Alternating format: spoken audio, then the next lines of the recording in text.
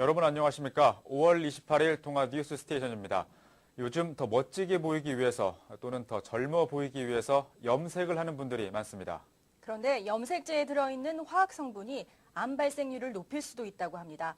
어떻게 된 얘기인지 교육복지부 노지연 기자가 알아봤습니다. 사람의 이미지를 바꾸는데 큰 역할을 하는 머리 스타일. 염색으로 머리 색깔을 주기적으로 바꾸는 여성들도 적지 않습니다.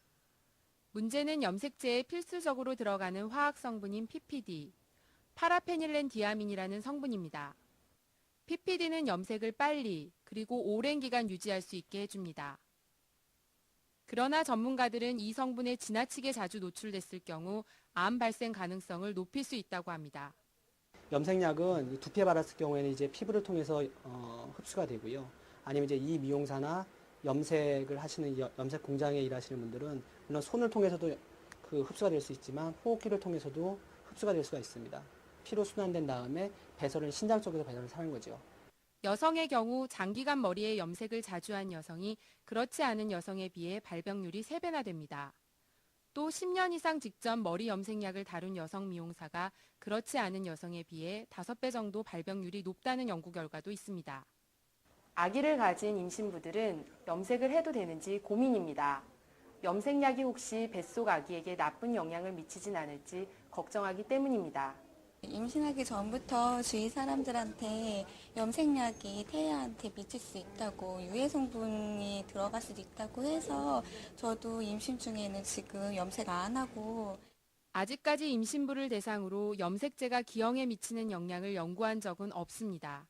그러나 산부인과 전문의들은 염색제가 화학 성분인 만큼 임신 기간 중은 피하는 것이 바람직하다고 말합니다.